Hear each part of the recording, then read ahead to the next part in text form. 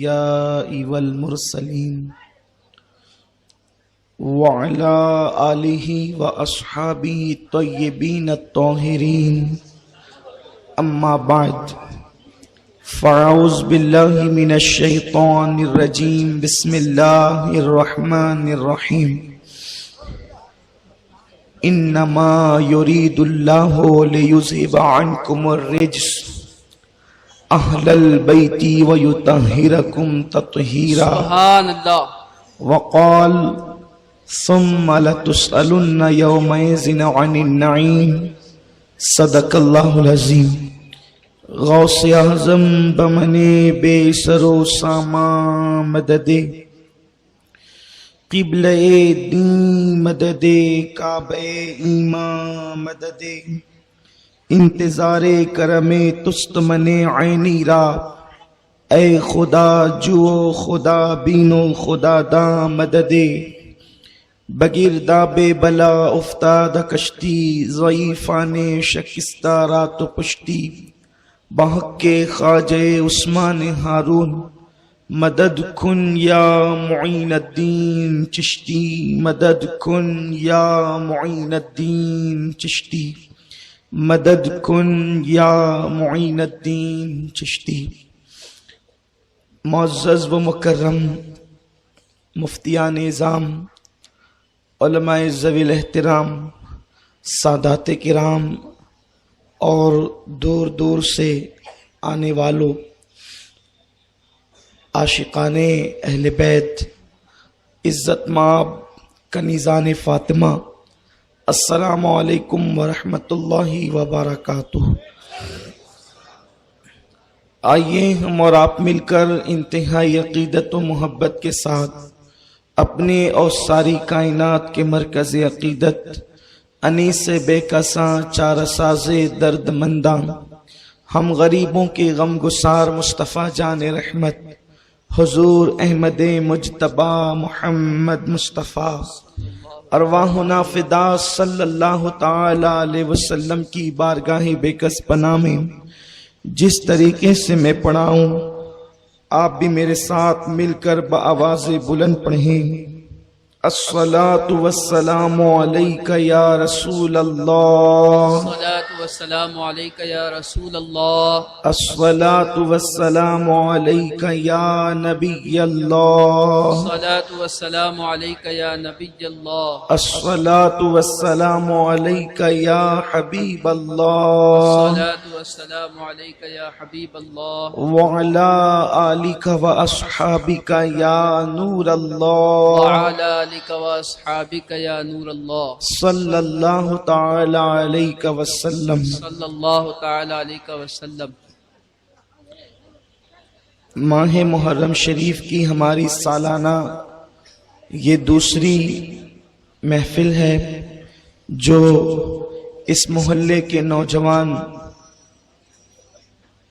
ادارہ حضرت سید اظہار اشرف کے اراکین نے منعقد کیا ہے.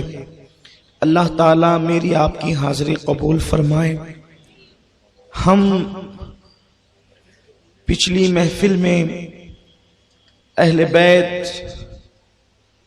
رضوان اللہ تعالی علیہم اجمعین وعلیہم الصلاۃ والسلام کی شان کل بیان کر چکے ہیں، اور اب یہ سلسلہ شروع ہو رہا ہے داستان کربلا کا. بالخصوص نوجوانوں کی، نئی نسل کی اور اپنی نوجوان بہنوں کی خصوصاً توجہ درکار ہے کہ کربلا کو ہم سمجھنے کی بھرپور کوشش کریں. اللہ تبارک و تعالی نے ہر انسان کو بلکہ مخلوق کو کسی نہ کسی مقصد کے لیے پیدا فرمایا ہے.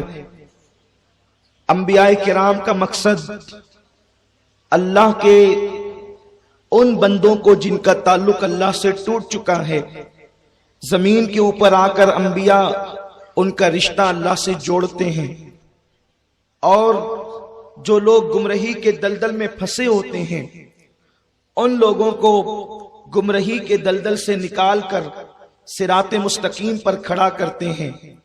دو چیزیں ہوتی ہے، ایک ہوتا ہے دولت کمانا اور ایک ہوتا ہے دولت بچانا۔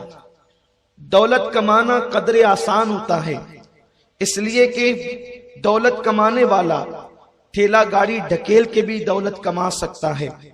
دولت کمانے والا دولت کسی کا فرش صاف کر کے بھی دولت کما سکتا ہے۔ آپ کو اپنے شہر مالیگاؤں میں ایسے بہت سے افراد مل جائیں گے کہ جو پیدا ہوئے تو ان کے والد کرائے کے مکان میں رہتے تھے، لیکن انہوں نے جب محنت کی، کبھی فرش صاف کر کے، ٹھیلا گاڑی ڈھکیل کر، لوم چلا کر، کسی کے یہاں مزدوری کر کے، تو آج ان کا شمار شہر کے بڑے مالداروں میں ہوتا ہے۔ انسان دولت کما لیتا ہے، کبھی منٹوں میں لاکھوں کروڑوں روپے آ جاتے ہیں اور کبھی سالوں میں چند روپے بھی نہیں آتے، یہ تقدیر کی بات ہے۔ لیکن دولت کمانے سے زیادہ قیمتی چیز اور اہم چیز دولت بچانا ہوتا ہے۔ دولت کمانا بھی کوئی غیر قیمتی نہیں ہے، وہ بھی اہم ہے، لیکن دولت بچانا اس سے زیادہ ضروری ہے۔ اس لیے کہ آپ نے دولت کما لیا اور آپ دولت بچا نہ سکے تو پھر ایک دن وہ آئے گا کہ آپ پھر روڈ پر نظر آئیں گے، آپ پھر کلاش ہو جائیں گے، آپ کی محنت صفر ہو جائے گی، آپ کی محنت ضائع ہو جائے گی۔ کیوں؟ کیونکہ آپ اپنی دولت کما تو لیے ہیں لیکن دولت بچا نہ سکے۔ اب اگر اتنی بات آپ کے سمجھ میں آ گئی تو میں اپنے نوجوانوں کو آسانی کے ساتھ کربلا فیضان امام علی مقام سے سمجھا سکتا ہوں۔ اسلام ایک دولت کا نام ہے، ایمان ایک دولت کا نام ہے، شریعت ایک دولت کا نام ہے، قانون الہی ایک دولت کا نام ہے، اللہ کا قرآن ایک دولت کا نام ہے، رحمان کی معرفت ایک دولت کا نام ہے، اللہ تبارک و تعالیٰ کی ہدایت ایک دولت کا نام ہے۔ اس کو محنت کر کے جو ہے وہ پھیلایا ہے مصطفیٰ جان رحمت نے، کبھی طائف کی وادیوں میں، کبھی مکے کی گلیوں میں کانٹوں پہ چل کر، کبھی اللہ اکبر فاقہ کشی کر کے، کبھی 3 سال کی قید شب ابی طالب میں جھیل کر، اپنے بچوں کو درخت کی پتیاں کھلا کر حضور علیہ السلام نے اتنی محنت کی کہ تلوار لے کر آنے والے بھی حضور کے خیمے میں آ گئے۔ آقا نے اتنی محنت کی، کانٹے بچھانے والے بھی حضور کے خیمے میں آ گئے۔ آقا نے اتنی محنت کی، پتھر برسانے والے حضور کی غلامی میں آ گئے۔ اتنی محنت کی، عرب کے بدو کیسر و کسریٰ کے تاجدار بن گئے۔ اتنی محنت کی، خود کو فراموش کر دینے والے اللہ تبارک و تعالیٰ کی پہچان حاصل کر چکے۔ اتنی محنت کی، لات و حبل کی پوجا کرنے والے اللہ رب العزت کی بارگاہ میں اس منزل پر پہنچے کہ قرآن ان کا تعارف یوں کراتا ہے، تراہم رکعن سجدا یبتغون فضلا من اللہ ورضوانا، کہ تم جب بھی انہیں دیکھو گے تو اللہ کی عبادت میں دیکھو گے، یا تو وہ رکوع کر رہے ہوں گے یا تو وہ سجود کر رہے ہوں گے۔ دولت تو کمالی بدر میں، دولت تو کمالی احد میں، دولت تو کمالی خندق میں، دولت تو کمالی خیبر میں، دولت کمالی گئی، لیکن اس دولت کو جب بچانے کا سوال آیا تو ان ساری جنگوں کی محنتیں ضائع ہو رہی تھی۔ حمزہ کا خون ضائع ہو رہا تھا، حضور کے دندان کا شہید ہونا ضائع ہونے والا تھا، مصعب ابن عمیر کی شہادت ضائع ہونے والی تھی۔ تو دولت تو کما لی گئی تھی، لیکن ان دولت کمانے والے یکے بات بھی کرے سب قبروں کی زینت بن رہے تھے، قبروں میں آرام کر رہے تھے، جنت کو سدھار رہے تھے۔ اس وقت جب دولت بچانے کی بات آئی تو حسین نے کہا کہ اگر بدر کی آبرو بچانا ہے، احد کی آبرو بچانا ہے، خندق و خیبر کی محنت بچانا ہے تو مدینے میں بیٹھنے سے کام نہیں چلے گا، کربلا تک جانا پڑے گا اور دولت بچانی پڑے گی، ورنہ اللہ کا دین پھر وہی آئے گا، اللہ کا دین وہی آئے گا جہاں سے چلا ہے۔ حضرت موسیٰ کے ماننے والوں نے توریت میں تحریف کر دی، حضرت موسیٰ کے ماننے والے توریت کو بدل چکے، حضرت عیسیٰ کے ماننے والوں نے انجیل کو بدل دیا، نبیوں کے ماننے والوں نے نبیوں کی شریعت بدل دی۔ مصطفیٰ جان رحمت کی شریعت کیوں نہیں بدلی گئی؟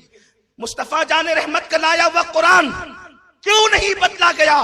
اس لیے کہ موسیٰ کی اولاد میں کوئی حسین پیدا نہیں ہوا، عیسیٰ کے خاندان میں کوئی حسین پیدا نہیں ہوا، داؤد و سلیمان کے خاندان میں کوئی حسین پیدا نہیں ہوا، اس لیے کہ لوگ جب سر پہ چوٹ آتی ہے تو ہاتھ کو زخموں سے چور کر کے ہاتھوں کو دے کے سر بچاتے ہیں۔ حسین نے دین کے لیے سر دے کر ہاتھ بچائے، سبحان اللہ، حسین نے سر دے کر ہاتھ بچایا ہے، اس لیے کہ حسین کا ہاتھ کوئی معمولی ہاتھ نہیں تھا۔ ان الذین یبایعونک انما یبایعون اللہ ید اللہ فوق ایدیہم، اے حبیب جو تیرے ہاتھ میں ہاتھ دے کر بیعت کرتے ہیں وہ تیرے ہاتھ پہ بیعت نہیں کرتے، وہ تو اللہ کے ہاتھ پہ بیعت کرتے ہیں، اور ان کے ہاتھوں پہ اللہ کا ہاتھ ہے۔ تو گویا کہ جس زمانے میں امام حسین وہ ہاتھ لے کر کھڑے تھے، وہ ہاتھ حسین کا ہاتھ صرف نہیں تھا، وہ ہاتھ علی مرتضیٰ کا ہاتھ تھا، وہ ہاتھ عثمان غنی کا ہاتھ تھا، وہ ہاتھ ابو عمر ابن خطاب کا ہاتھ تھا، وہ ہاتھ ابو بکر صدیق کا ہاتھ تھا، وہ ہاتھ محمد الرسول اللہ کا ہاتھ تھا، وہ ہاتھ ید اللہ کی زندہ تصویر تھا۔ اسی ہاتھ کو یزید مانگ رہا تھا، اس نے جان نہیں مانگی تھی، اس نے ہاتھ مانگا تھا۔ اب قیامت تک کربلا میں قیامت تک دنیا میں جو بھی انقلابی کھڑا ہوگا ہر باطل کے خلاف، اس کو روشنی ملے گی کربلا سے، سبحان اللہ، کیونکہ مقام بیضا پر امام حسین نے جو خطبہ دیا کہ میں اس لیے یزید کے خلاف احتجاج بن کر کے کھڑا ہوں، اس لیے کہ اگر میں بھی اس کے ہاتھ پہ بیعت کر لوں تو اس کی ساری گندگی پر مہر تصدیق ثبت ہو جائے گی۔ جیسے مثال کے طور پر کوئی آوارہ ہو اور اس کے پیچھے کوئی متقی نماز پڑھ لے، تو کل جب وہ آوارگی کرے گا تو لوگ کہیں گے چھوڑ یار، اتنے بڑے پیر صاحب آ کر یا اتنے بڑے متقی صاحب یا اتنے بڑے ولی صاحب جب ان کے پیچھے نماز پڑھ لیتے تو ہم کون سی کھیت کی مولی ہے۔ تو اگر امام حسین یزید کے ہاتھ پہ بیعت کر لیتے تو یزید کے سارے کردار، گندے کردار یک لخت اس پر مہر تصدیق ثبت ہو جاتی۔ امام علی مقام نے کہا نہیں، اس نے ہاتھ مانگا، ہاتھ نہیں دیں گے، کیونکہ یزید فاسق و فاجر ہے، آپ جانتے ہیں، اس کے متعلق آپ سن چکے ہیں۔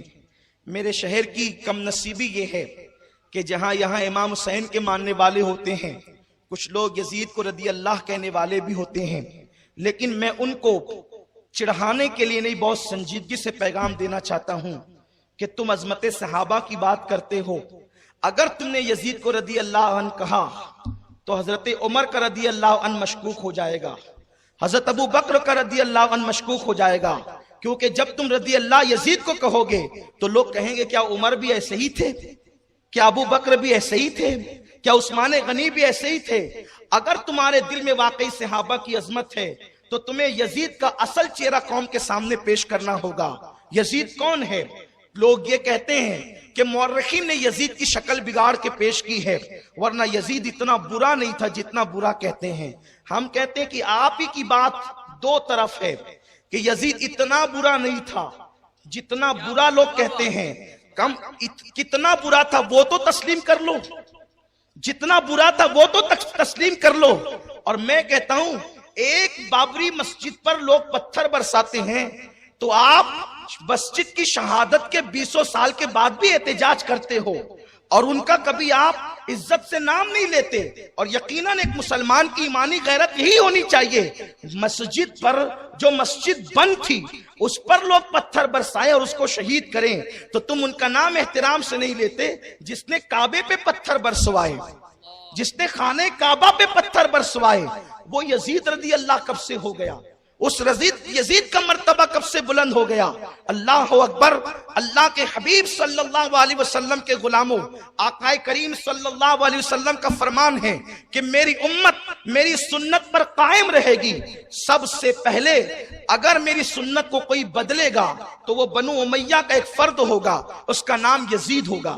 آقائے کریم نے نام لے کر کے اس کی برائی بیان فرمائی ہے۔ اس کے بعد بخاری شریف اٹھا کر کے دیکھیں، حضرت ابو ہریرہ دعا کرتے تھے، اللہم انی اعوذ بکا من راس الستین و امارت الصبیان، اے اللہ میں سن 60 ہجری کی حکومت سے پناہ مانگتا ہوں، سن 60 ہجری کے اوائل دور سے پناہ مانگتا ہوں، یا سن 60 ہجری کے بچوں کی حکومت سے تیری پناہ مانگتا ہوں۔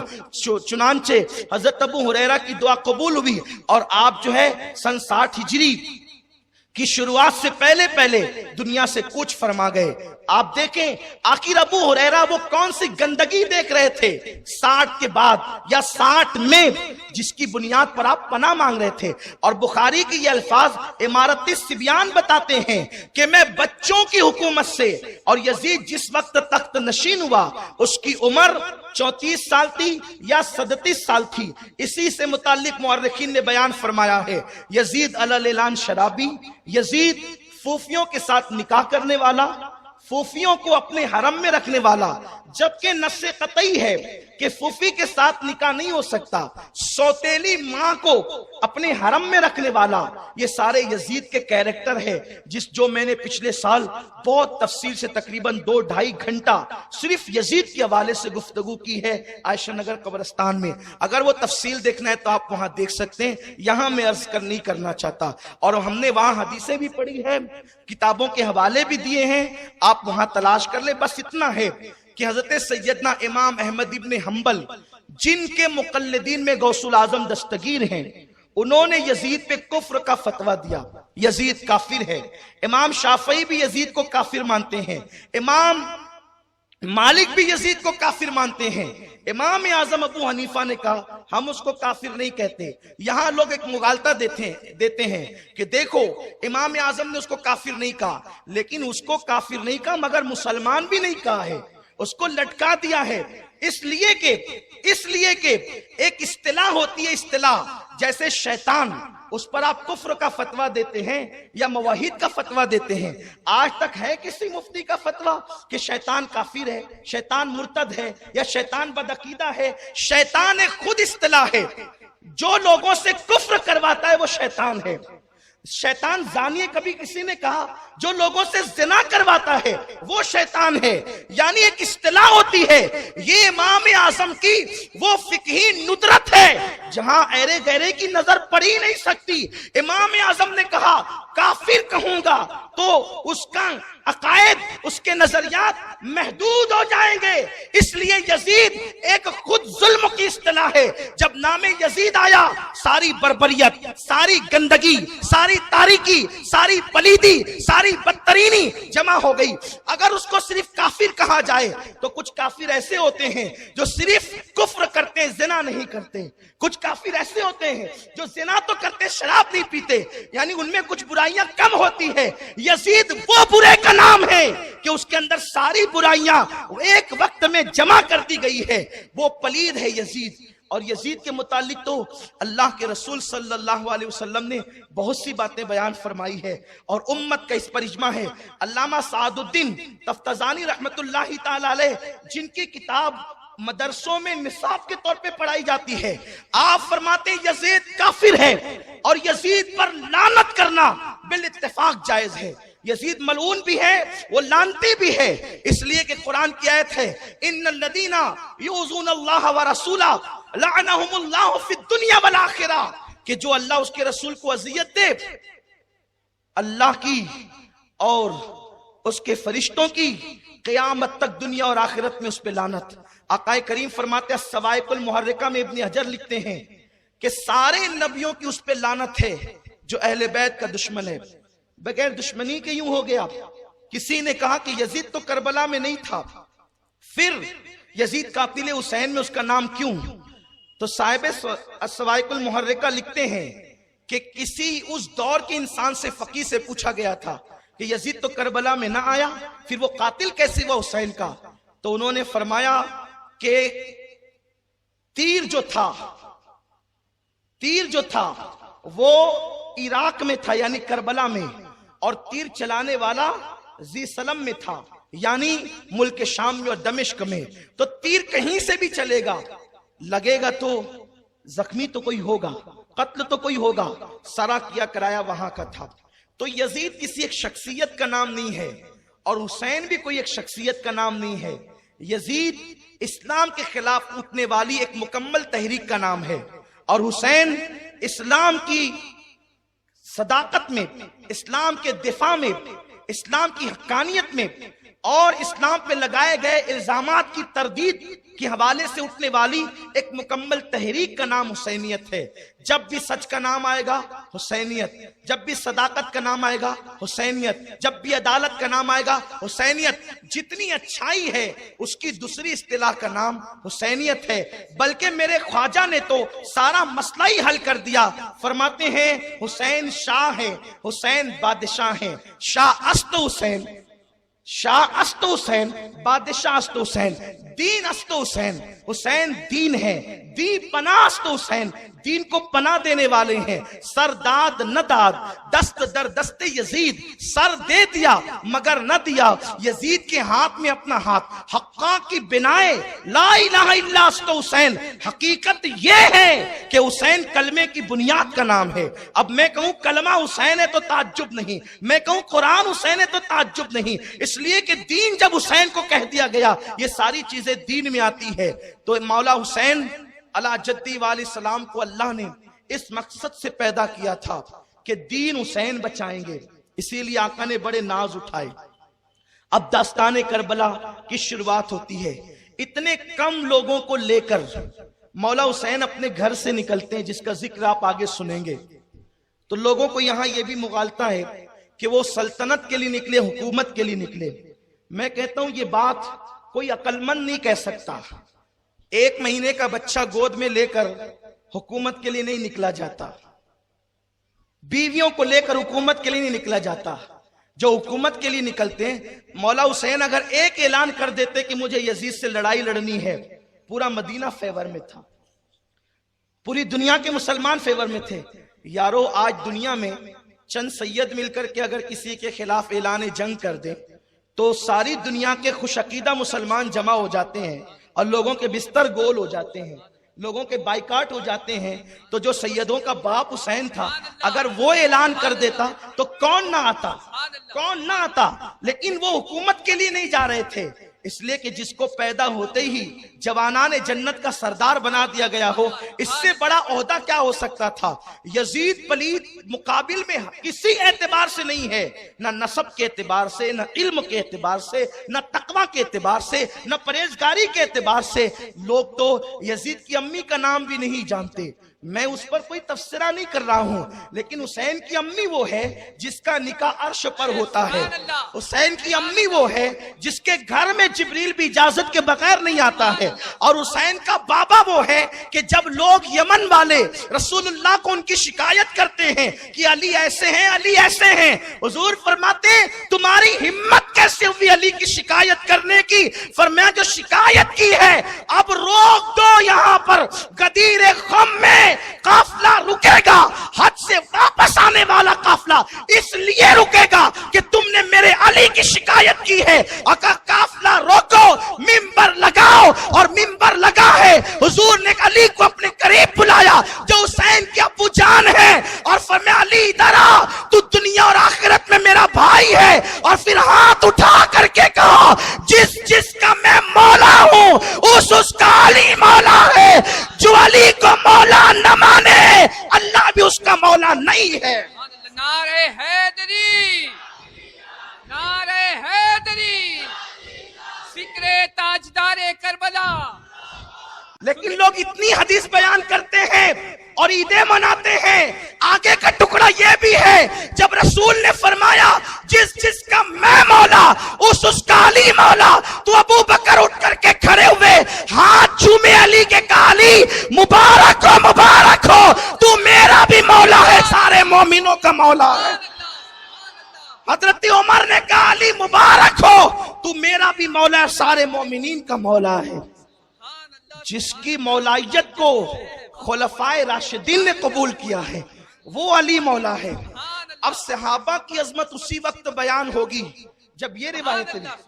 اور میں یہ بات کہنا چاہتا ہوں، صحابہ کو ہم دل سے مانتے ہیں، جو صحابہ کو نہ مانے وہ کافر ہے، جو صحابہ کی توہین کرے، بے ادبی کرے، وہ کافر ہے۔ ہم حضرت امیر معاویہ کو بھی مانتے ہیں، ہم حضرت وحشی کو بھی مانتے ہیں۔ جس کو میرے نبی نے صحابی بنا دیا وہ ہمارے سر کا تاج، بس انہوں نے ہمارے یار کو دیکھ لیا وہ ہمارے یار بن گئے، ہمارے آقا کو دیکھ لیا ہمارے آقا بن گئے۔ لیکن یہ بات کہنا چاہتا ہوں، جب صحابہ کی عظمت بیان ہوتی ہے تو صرف ابو بکر صدیق ہی کی کیوں، صرف حضرت عمر ہی کی کیوں، صرف حضرت عثمان ہی کی کیوں، ان سب کی تو ہونا ہی چاہیے۔ علی چھوٹ کیوں جاتے ہیں؟ علی کو چھوڑ کیوں دیا جاتا ہے؟ حسین کو چھوڑ کیوں دیا جاتا ہے؟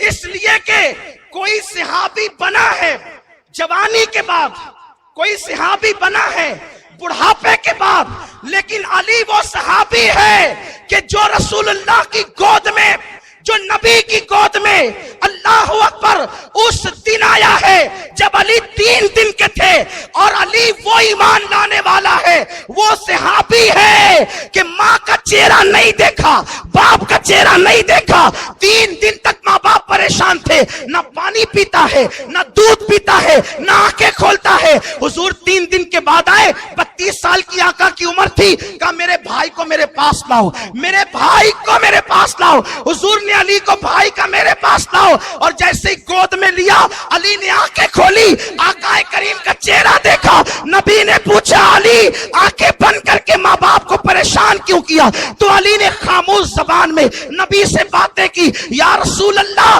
یہ تمنا لے کر آیا تھا، اللہ کے گھر میں پیدا ہو کر سب سے پہلے رسول اللہ کا چہرہ دیکھوں گا۔ نعرہ تکبیر، نعرہ رسالت، نعرہ حیدری۔ اماں خدیجہ کی عظمت میرے سر آنکھوں پر، وہ ہماری ماں ہے، انہوں نے سب سے زیادہ قربانی دی ہے، لیکن خدیجہ گھر میں رہ کے معلوم نہیں ہے کہ یہ نبی ہے، خدیجہ گھر میں رہ کے معلوم نہیں کہ نبی ہے۔ اور علی 3 دن کا آ کے کہتے ہیں کہ سب سے پہلے یہ تمنا لے کر آیا تھا کہ حضور کو دیکھو۔ حضور نے کہا پھر دودھ کیوں نہیں پیا؟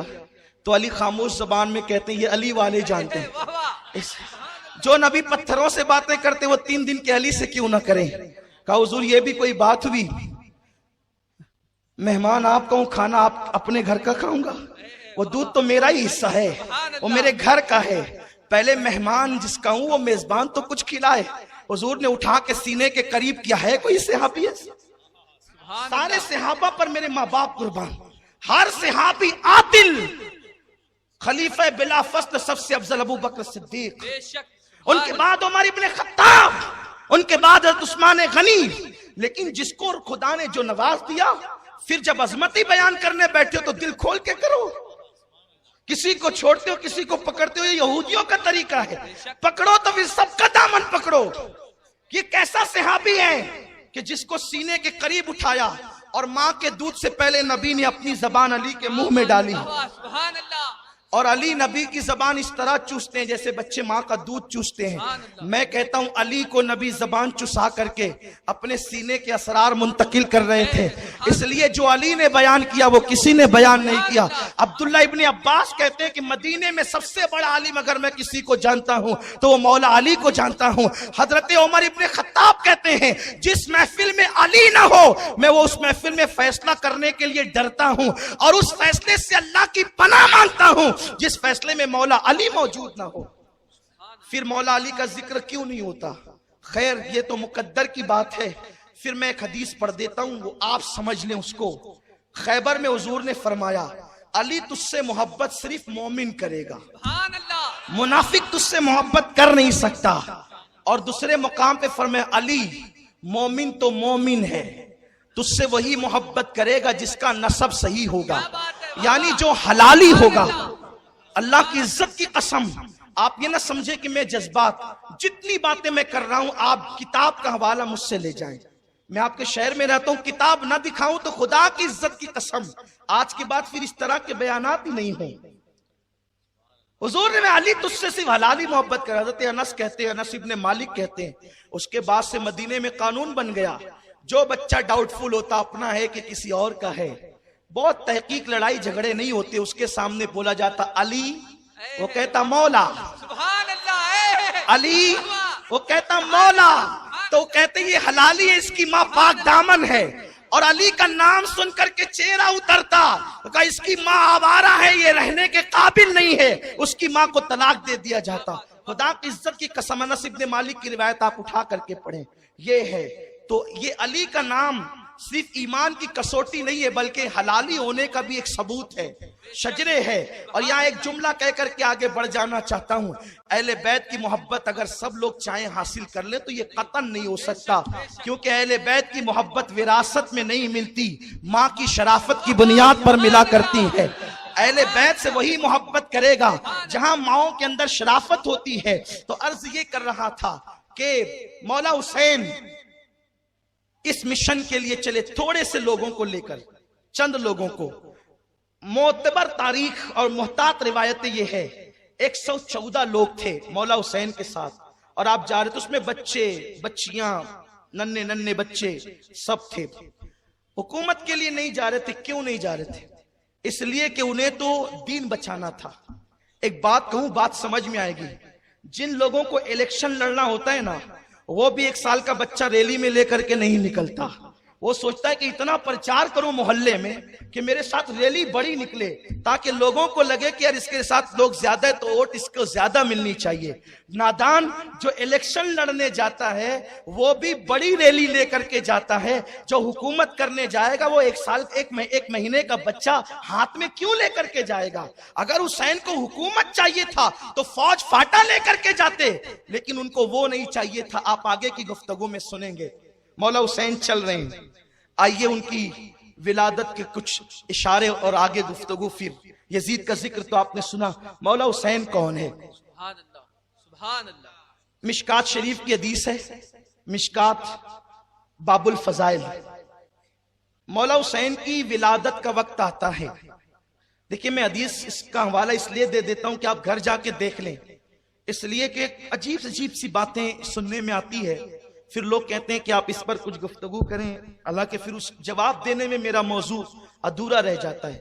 لیکن جواب دینا اس لیے ضروری سمجھتا ہوں کہ میری قوم کے نئے نسل کو، نوجوانوں کو کوئی مس گائیڈ نہ کرے، مس مائنڈ نہ کریں، کیونکہ ہمارا کام ہے، ہم اہل بیت کے در کے سگ ہیں، اور سگ کہنا بھی بہت بڑی بات میں سمجھتا ہوں، ان کے سگوں کے سگ ہیں۔ میری تمنا تو یہ ہے کہ حسین کی چوکھٹ پہ رہنے والے کسی کتے کا نام امین ہوتا، تو حسین اس کتے کو امین کہہ کے پکارتے تو اسی بہانے ان کی زبان پہ میرا نام آ جاتا۔ ہماری تمنا تو یہ، ہم وہ لوگ ہیں، ہمیں کوئی ڈگری نہیں ہے ہمارے پاس ایک ڈگری ہے جسے عشق اہل بیت اور عشق نبی کہتے ہیں، اور خدا کی قسم یہی داغ لے کر کے جانا چاہتے ہیں۔ لحد میں عشق رخ شاہ کا داغ لے کے چلے، اندھیری رات سنی تھی چراغ لے کے چلے، جنا بنے گی محبان 4 یار کی قب، جو اپنے سینوں میں یہ 4 باغ لے کے چلے۔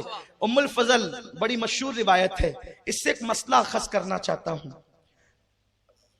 روتے ہوئے آئی، حضور میں نے ایسا خواب دیکھا، بیان کرنے کی ہمت نہیں، حضور نے میں بیان کروں؟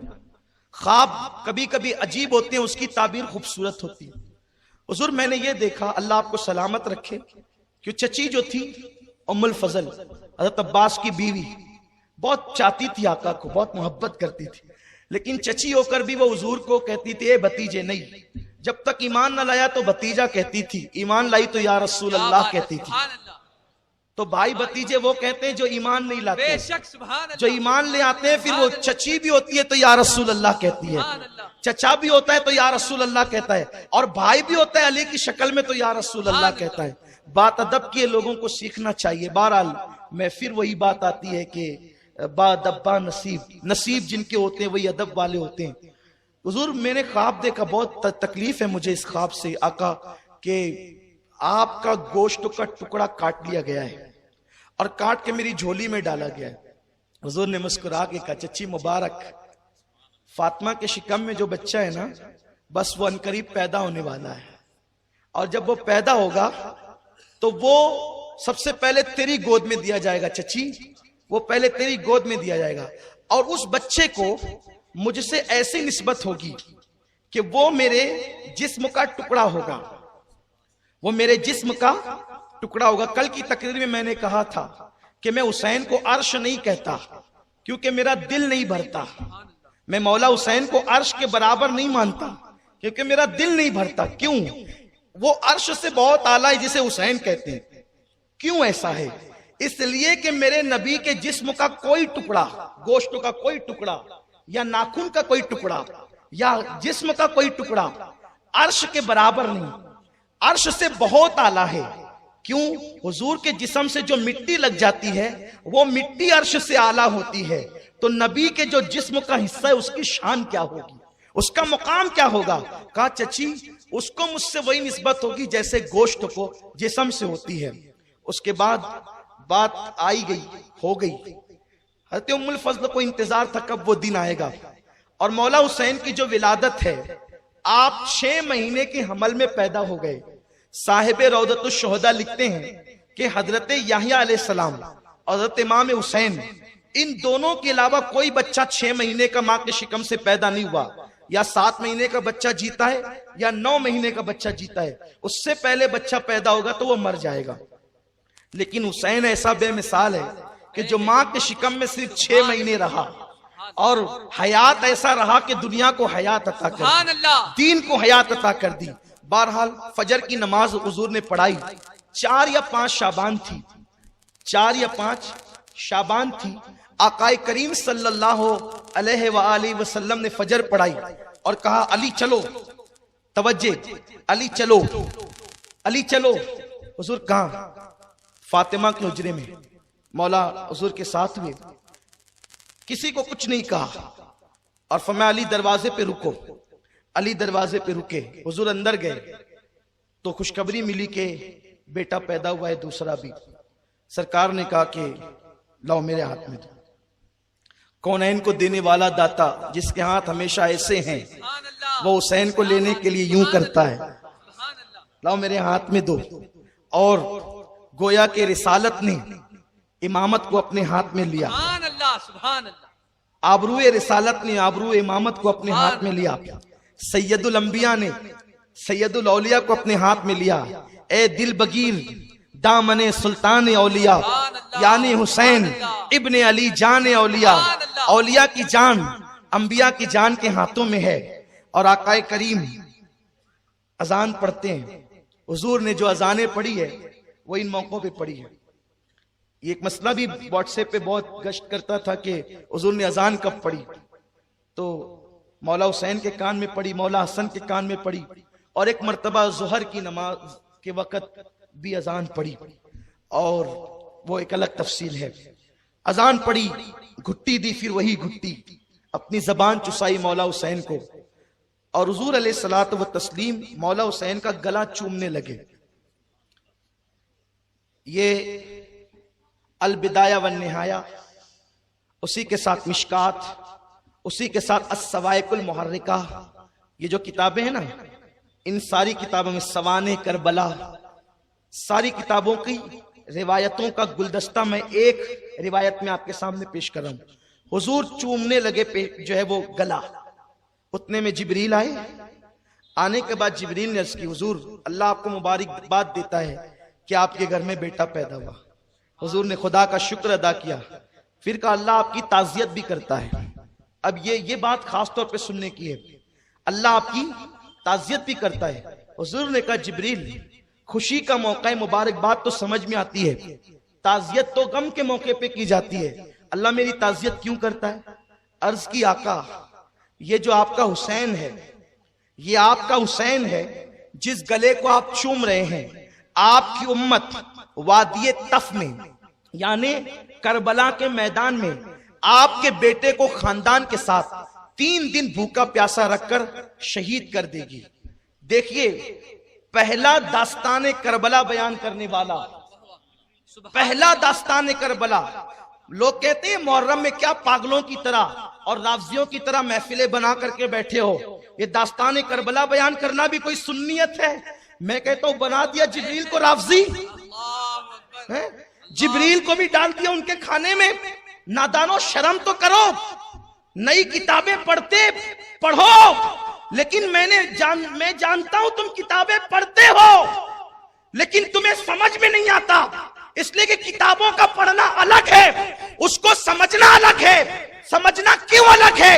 اس لیے کہ آقا نے فرمایا انا مدینۃ العلم وعلی بابوہا، میں علم کا شہر ہوں، علی اس کا دروازہ ہے۔ اب علم جس کو لینا ہے وہ دروازے سے آیا کرے، تو تمہاری دروازے سے پٹتی کب ہے کہ تم دروازے پہ آؤ، اور جو دروازے پہ نہیں آتا وہ شہر میں داخل ہی نہیں ہو سکتا۔ اس لیے تم کتابیں پڑھتے ہو لیکن سمجھتے نہیں ہو۔ اگر سمجھنا ہے تو پہلے آؤ، علی کی خیرات لو۔ آقا فرماتے ہیں انا دار الحکمہ وعلی بابوہا، میں حکمتوں کا شہر ہوں اور علی اس کا دروازہ ہے۔ ارے ہر جگہ دروازے سے آتے ہیں، اور جو شریف لوگ ہوتے ہیں وہ تو دروازے ہی سے آتے ہیں۔ جہاں شرافت ہوتی ہے وہ تو دروازوں سے ہی آتے ہیں۔ غیر شریف خدا جانے کہاں کہاں سے آتے ہیں، یہ تو وہی لوگ جانے، اس لیے کہ ہم نے کہیں اور سے جانا سیکھا ہی نہیں ہے۔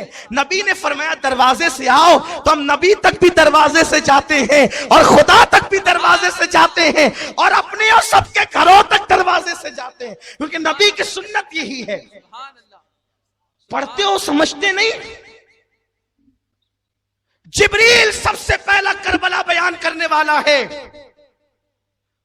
اور پھر آقا علیہ السلام نے جب داستان کربلا واقع ہونے سے پہلے، ابھی کربلا واقع نہیں ہوا، ابھی کربلا کو واقع ہونے 53 سال کا عرصہ باقی ہے، نصف صدی باقی ہے، اور جبریل نبی کے گھر میں خطبہ پڑھ رہا ہے کربلا کا، اور آقا نے سنا میرے بیٹے کو میری امت شہید کر دے گی۔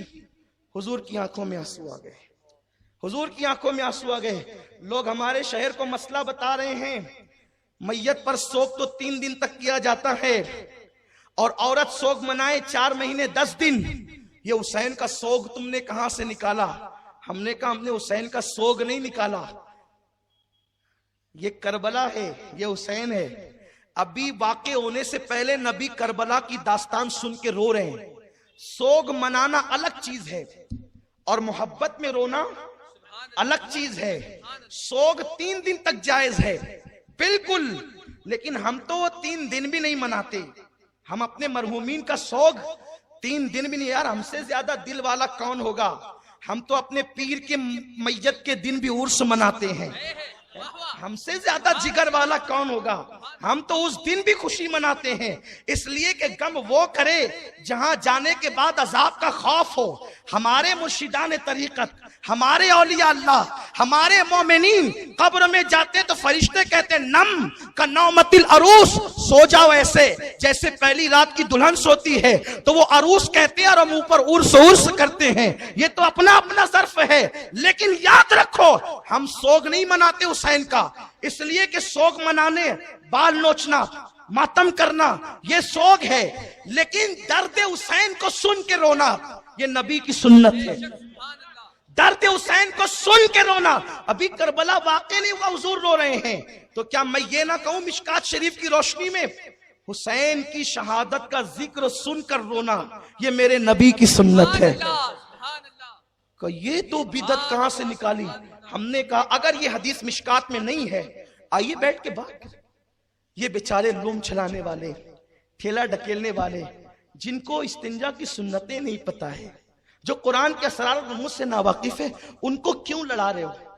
قوم کو اتحاد کی ضرورت ہے، کیوں انتشار پیدا کر رہے ہو؟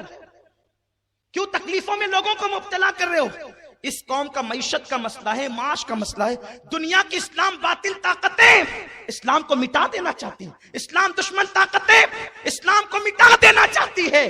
مسلمانوں اتحاد کی ضرورت ہے، اور حضور نے فرمایا کہ اللہ کی طرف سے زمین کے اوپر ایک رسی اللہ کی لٹک رہی ہے، اس کو پکڑ کے سب متحد ہو جاؤ۔ پوچھا گیا یا رسول اللہ وہ رسی کیا ہے؟ آقا فرماتے وہ میری اہل بیت ہے۔ اور یہ جو رویا حضور نے محبت میں رویا۔ دیکھو میت پہ رونا، چہرے پہ تماچے مارنا، رونا جائز نہیں، صحیح ہے؟ حضور کے بیٹے حضرت ابراہیم کا وصال ہوا، حضور بچے کو ہاتھ میں لے کر قبرستان کی طرف بڑھے، جب آنکھوں میں آنسو تھے، ٹپ ٹپ آنسو بہ رہے تھے، صحابہ کو تعجب ہوا، حضور آپ سب کو کہتے ہیں کہ میتوں پہ وہویلا نہ کرو، چیخا نہ کرو، پکار نہ کرو، نوحہ نہ کرو، ماتم نہ کرو، حضور آپ کے بیٹے کا وصال ہوا، آپ بھی روتے ہیں۔ حضور نے فرمایا اس طرح کا رونا، اس طرح کا کہ بے ساختہ آنسو نکل پڑے، یہ تو محبت کی علامت ہے. سبحان اللہ. لوگ کہہ رہے ہیں ہم بھی تو حضرت حسین سے محبت کرتے ہیں. ہم کہتے ہیں محبت رلاتی ہے نا, محبت رلاتی ہے, محبت بار بار ذکر کرنے پہ مجبور کرتی ہے. میں ابھی تک سمجھ نہیں سکا کس محبت کی آپ بات کر رہے ہیں, کس محبت کی کہ آپ نے محرم کا ذکر چھیڑ رکھا ہے اور اس پر آپ لوگوں کا مذاق اڑا رہے ہیں, لوگوں کو ہنسا رہے لطیفے بول کر کے. سوچو تو صحیح, یہ محبت نہیں ہے. اس لیے کہ میرے عزیز, لڈو لڈو کہنے سے منہ میٹھا نہیں ہوتا. محبت تو رلاتی ہے, محبت تو بے چین کرتی ہے, محبت تو تڑپاتی ہے, محبت تو راتوں کو جگاتی ہے. اور آقا سے پوچھا کہ حضور محبت کیا ہے؟ آقا فرماتے ہیں جس کو جس سے محبت ہوتی ہے وہ اس کا ذکر بار بار کرتا ہے, بار بار کرتا ہے. یہ دیکھو یہ دیوانے ہیں, ہر سال سنتے ہیں, بڑھتے ہی جا رہے ہیں, آتے ہی جا رہے ہیں, ذکر کرتے ہی جا رہے ہیں. شربت پلا کر کے کبھی محبت کا اظہار کرتے ہیں, نیاز تقسیم کر کے کبھی محبت کا اظہار کرتے ہیں. اللہ اکبر. اور اللہ اللہ, حسین کی محبت. روضۃ الشہداء کی بڑی پیاری روایت یاد آئی, عناصر الشہادتین میں بھی ہے اور روضۃ الشہداء میں بھی ہے. بہت پیاری روایت ہے. سبحان اللہ. میرے آقا نے اپنے صحابہ کے ساتھ جا رہے ہیں, سنیو اپنے مقدر پہ ناز کرو, سبحان اللہ. تمہیں اللہ نے محبت حسین دے کے تم پہ بڑا احسان بے کیا ہے. شک. سبحان اللہ. حضور اپنے صحابہ کے ساتھ جا رہے ہیں, آقا صحابہ کے ساتھ ہیں. ایک ننھا سا بچہ ہے جو اپنے دوستوں کے ساتھ کھیل رہا ہے. میرے رسول نے اس بچے کو اٹھایا, سینے سے لگایا, اس کی پیشانی چومی. صحابہ نے عرض کیا آقا یہ حال تو آپ صرف اپنے گھر کے بچوں کے ساتھ کرتے ہیں, یہ بچہ تو آپ کے گھر کا نہیں, پھر آپ اس کو چوم رہے ہیں, سینے سے لگا رہے ہیں. میرے رسول نے فرمایا ہاں, دراصل میرا حسین اس کے ساتھ کھیل رہا تھا, تو میرا حسین جہاں جہاں پیر رکھتا تھا یہ بچہ وہاں کی مٹی اٹھا کر اپنے چہرے پہ ملتا تھا.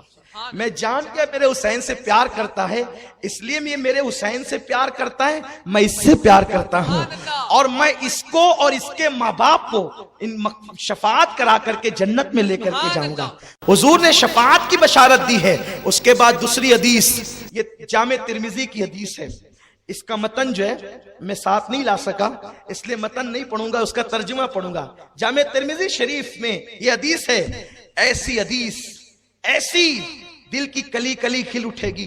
اور وہ میرے احباب جو کسی اور سے متاثر ہے, جنہوں نے اہل بیت کی محبت کو رافضیت سمجھ رکھا ہے, میں بار بار ہر محفل میں کہہ رہا ہوں اہل بیت کا عشق رافضیت نہیں ہے, صحابہ کی گستاخی رافضیت ہے. صحابہ پہ قربان ہو جاؤ, غلام بن جاؤ صحابہ کے, لیکن اہل بیت کا دامن نہ چھوڑنا, ورنہ خارجی بن جاؤ گے, ایمان سے ہاتھ دھو بیٹھو گے. کیونکہ میرے آقا نے فرمایا کہ جس کے دل میں ایمان ہوگا اسی کے دل میں اہل بیت کی محبت ہوگی, اور اہل بیت کی محبت جس کے دل میں نہیں اس کے دل میں ایمان بھی نہیں ہو سکتا. تھرمامیٹر دے دیا, اب چہرے سے نہیں پہچاننا کسی کو, چہرے سے نہیں پہچاننا, بلکہ یہ دیکھنا اہل بیت کا نام سن کر اس کا چہرہ کھلتا کتنا ہے.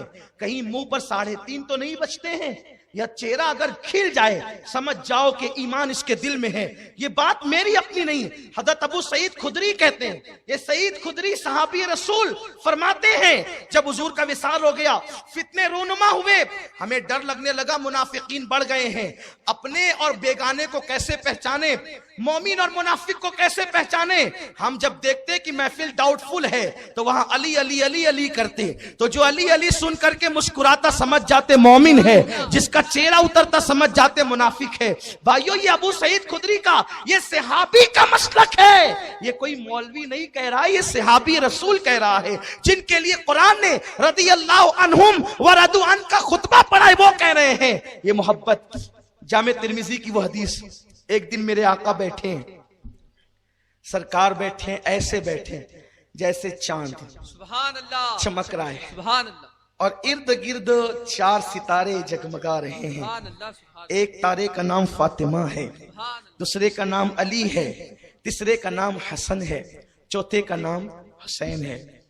4 اور حضور مل کر یہ ہو گئے 5 تن. سبحان اللہ. انہی کو ہم کہتے ہیں 5 تن.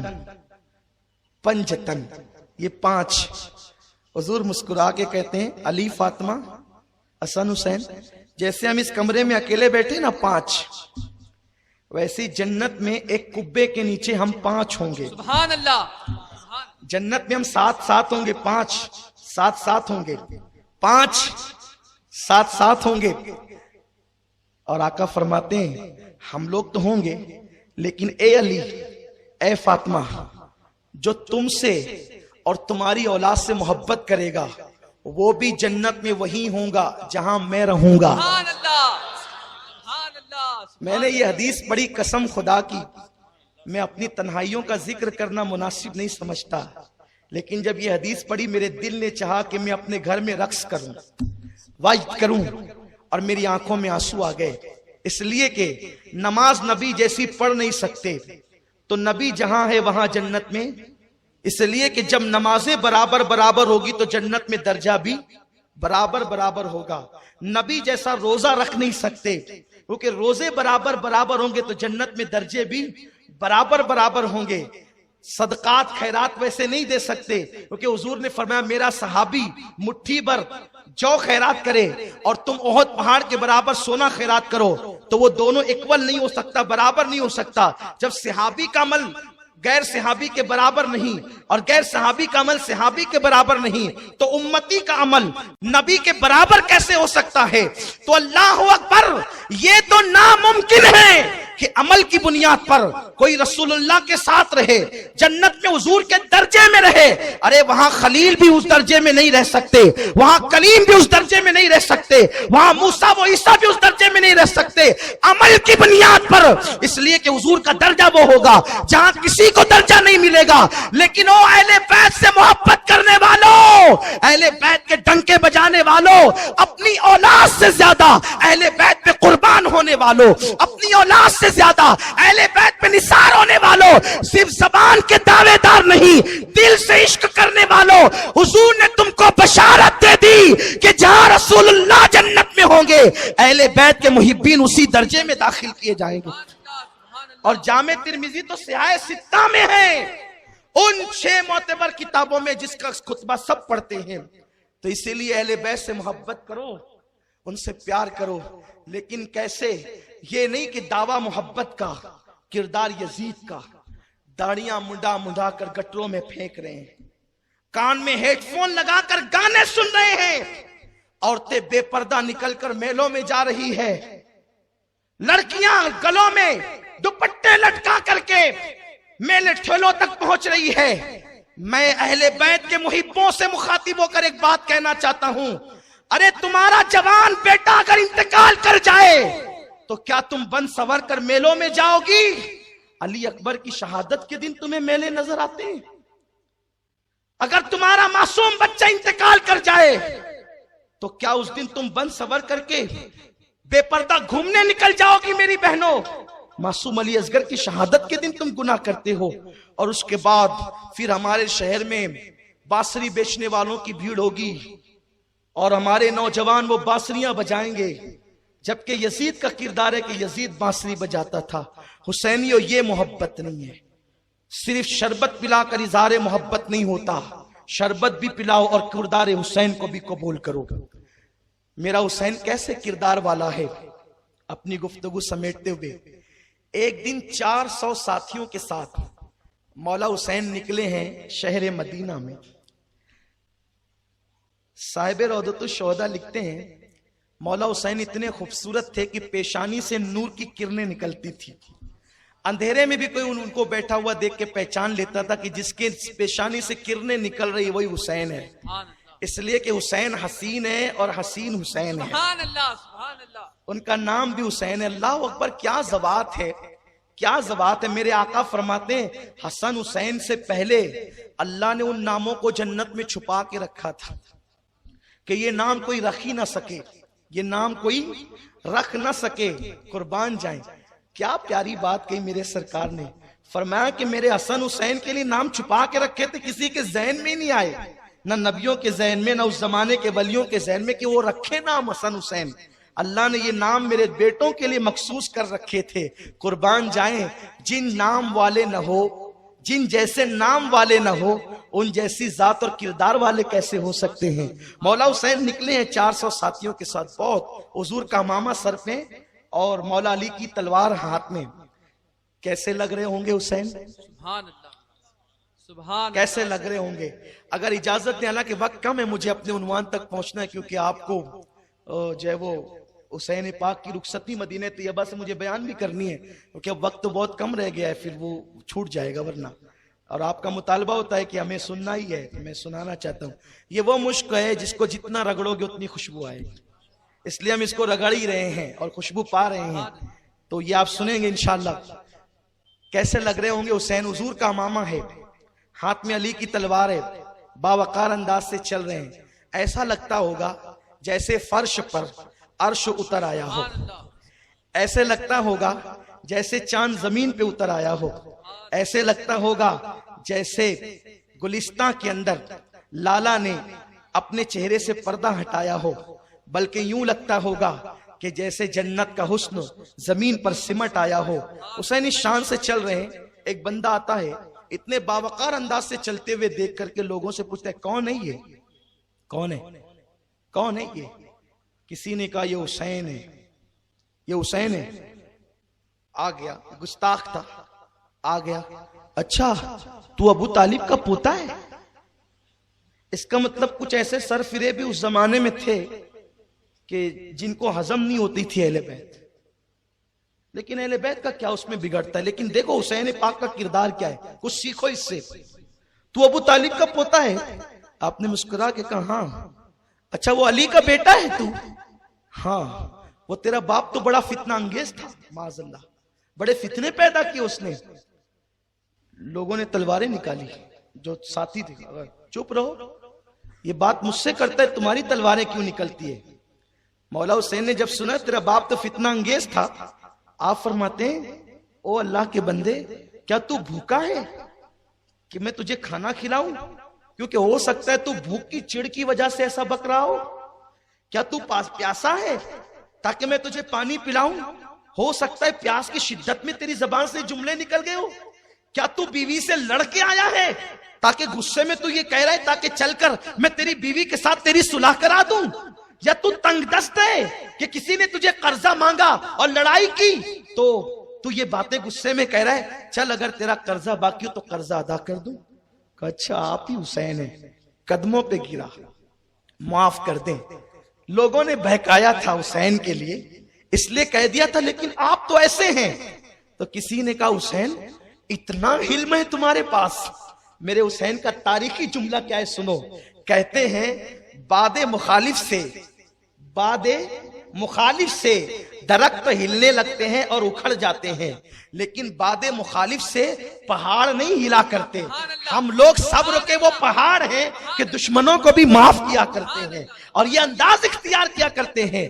وہ مولا حسین کا کردار ہے. وہاں یزید پلید کی حیثیت کیا ہے؟ وہ زانی، وہ شرابی، وہ گندا نکما کمینہ خبیث مردود جس پر رسول اللہ نے لعنت کی ہو، وہ بدترین انسان، وہ بدترین انسان. اللہ اکبر. اس کی حیثیت کیا ہے؟ کچھ نہیں ہے یزید تو اللہ اکبر آج کے کسی مومن کے سامنے کوئی حیثیت نہیں رکھتا، وہ مولا حسین کے سامنے کیا حیثیت رکھتا ہے. مولا حسین جب حضرت سیدنا امیر معاویہ رضی اللہ تعالیٰ 60 ہجری 22 رجب کو دنیا سے فالج کے مرض میں کوچ کر گئے. یہ میرے حضور کے صحابی ہیں. صحابی سے اگر کوئی ایسی لغزش ہو جائے تو امت میں کسی بندے کو اختیار نہیں ہے کہ وہ صحابہ کے معاملات پر زبان کھولتا پھرے. لوگ آج بہت بے باک ہیں اور وہ کچھ کا کچھ کہتے ہیں. ہم کہتے ہیں بس اتنی نبی سے نسبت ہے ان کو، حضور کے صحابی ہیں، اس لیے ان کے بارے میں غلط سوچنا بھی حرام ہے. اہل سنت کا یہ معتدل رویہ ہے، اعتدال. نہیں تعریف کر سکتے توہین بھی مت کرو، اس لیے کہ بیٹے کا ننگا پن باپ کو کوئی نقصان نہیں پہنچاتا. نوح علیہ السلام کا بیٹا بگڑا، اس سے حضرت نوح علیہ السلام کے کردار پہ کیا اثر پڑا؟ انہوں نے سمجھایا، نہیں مانا، غرق ہو گیا. اللہ کے پیغمبر ہیں نوح. حضرت امیر معاویہ عاشق رسول ہیں، ایسے عاشق رسول کہ انہوں نے وصیت کی تھی کہ میں نے حضور کے ناخنوں کی قطرن سنبھال کر کے رکھی ہے، جب میں قبر میں جاؤں تو اس کو میرے سینے پہ میرے کفن میں رکھ دینا۔ اللہ مجھ سے پوچھے گا معاویہ کیا لایا ہے، تو عرض کروں گا تیرے حبیب کے ناخنوں کی قطرن۔ اور ان کا وصال ہوا دمشق میں، ملک شام میں، انہیں باغ بے صغیر قبرستان میں دفن کیا گیا ہے۔ آج بھی وہاں ان کی قبر انور موجود ہے۔ انہوں نے دنیا سے جاتے جاتے بڑی وصیتیں کی تھی یزید کو کہ دیکھ ان کا خیال رکھنا، بہت ساری چیزیں انہوں نے کہی تھی، لیکن جب ان کا وصال ہو گیا 22 رجب کو، اچھا 22 رجب کو حضرت امیر معاویہ کا وصال ہوا، تو ہم جو پوریاں پکاتے ہیں وہ حضرت امیر معاویہ کے وصال کی خوشی میں نہیں پکاتے، کہ یہ ہم پہ الزام ہے کہ ہم معاذ اللہ اس خوشی میں پکاتے ہیں۔ اور اگر بالفرض کوئی اس خوشی میں پکا بھی لے کہ امیر معاویہ کی ملاقات اللہ اس کے رسول سے اس خوشی میں اگر پکا بھی لے، تو تمہارے یہاں تو مسئلہ تو پہلے ہی تم بیان کر چکے ہو کہ سوگ 3 دن منانا چاہیے۔ حسین پاک کے لیے آپ سوگ 3 دن منانے کی بات کرتے ہیں، اور حضرت امیر معاویہ کے لیے آپ ہمیں 1450 سالوں سے غم منانے کا حکم دے رہے ہیں۔ تو اس کا مطلب یہ ہے کہ دل میں کہیں نہ کہیں آپ کے دل میں کھوٹ ہے، چور ہے، لیکن ہم خوشی میں نہیں پکاتے۔ اگر ہم اب میلاد پہ کوئی کھیر بنائے تو کیا معاذ اللہ وہ حضور کی وصال کی خوشی میں بنا رہا ہے؟ یہ تو ایک عجیب سی بات ہوئی۔ بس کرنا نہیں ہے، 100 بہانے ہیں۔ ہم کہتے ہیں نہ کرو، ہم نے کب کہاں کرنے کا؟ ہم نہ فرض مانتے نہ واجب مانتے، ہم امام جعفر صادق رضی اللہ تعالیٰ کی یاد میں مناتے ہیں پوریاں، اور اس پر اہل سنت کا طریقہ یہ ہے، حضرت امام جعفر صادق حضرت امیر معاویہ دونوں کی ملا کے ہم فاتحہ کرتے ہیں، ہمارے یہاں طریقہ یہ ہے۔ لیکن قوم کو بس ورگلاؤ جو جی میں، جن لوگوں کو صحیح اردو بولنا نہیں آتی وہ میرے حسین کے مقابلے میں تقریریں کرنے آتے ہیں۔ پہلے گھر جا کے اردو تو سیکھو۔ یہ تو حسین کی مار ہے ان لوگوں پہ، ہاں، جن کے لہجے ابھی تک کے جو ہے وہ اردو کے حرف تہجی کے مطابق نہ ہو سکے، جو عمر بن سعد کا نام نہ پڑھ سکے، جو عمر کو عمر کہتے ہیں، کہ حالانکہ قاعدہ اردو کا یہ ہے کہ جب عمر پر واو لگ جاتا ہے تو اس کو عمر پڑھا جاتا ہے۔ لوگ سمجھتے ہیں کہ ہمیں بہت علم ہے، لیکن علم علی والوں کے علاوہ کسی کو نہیں ہے۔ ہاں، یہ آپ سمجھ لیں، بہت لوگ جو ہے وہ اللہ کی پناہ کیا ہو رہا ہے، لوگوں سمجھو، اپنا ایمان بچاؤ، عقیدہ بچاؤ۔ 22 رجب کو آپ کا وصال ہوا۔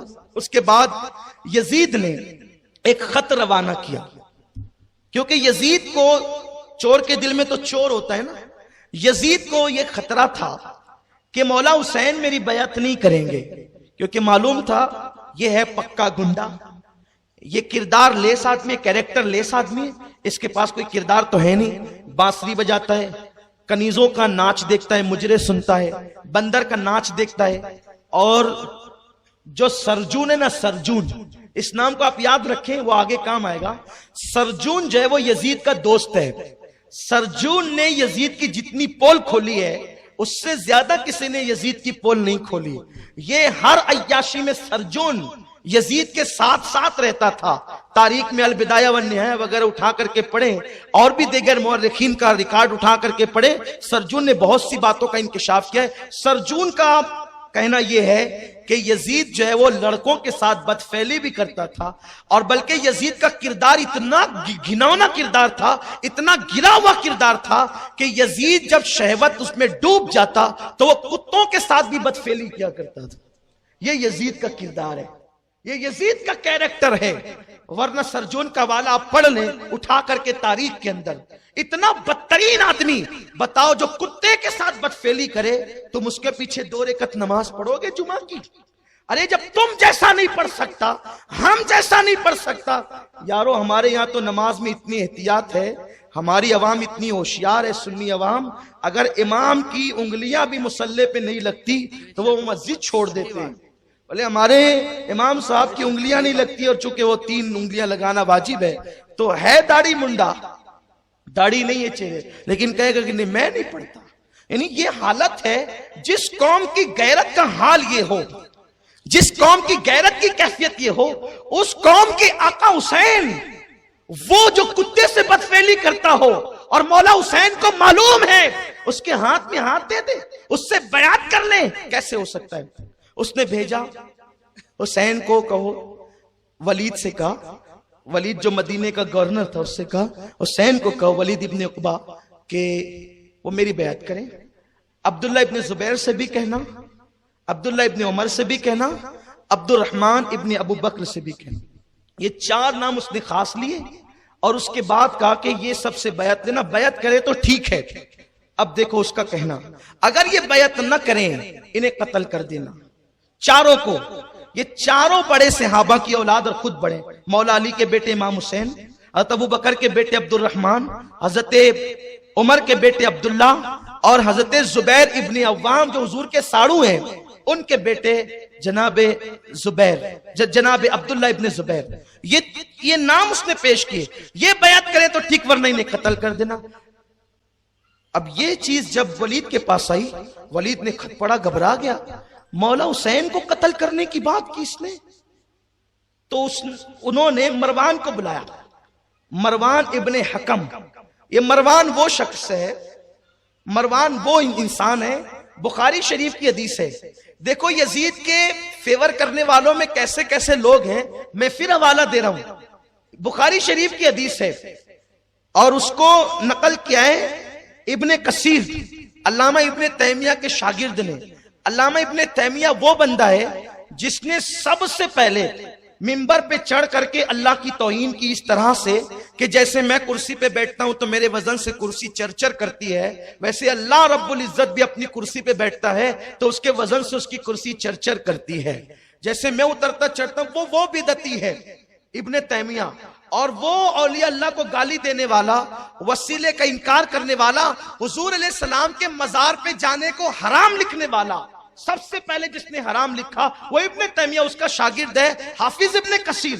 اس نے اما عائشہ کے حوالے سے لکھا ہے بخاری شریف کے حوالے سے کہ اللہ اکبر، اما عائشہ کہتی ہے کہ جب مروان اپنے باپ کی پیٹ میں تھا، یعنی پیدا نہیں ہوا تھا، اس کے باپ حکم پر اللہ کے رسول نے لعنت کی تھی اور اس کے باپ کو شہر بدر کر دیا تھا کہ وہ طائف میں پڑا رہے، اور پھر جب حضور نے اس پہ لعنت کی اس کے باپ پہ تو اس لعنت میں مروان بھی شریک ہوا۔ مروان وہ لعنتی ہے، اس کو بلایا ولید نے، کہا دیکھیں خط آئے، کہاں؟ بلاؤ حسین کو بلاؤ۔ مولا حسین اور حضرت عبداللہ ابن عمر یہ دونوں بیٹھ کر باتیں کر رہے تھے۔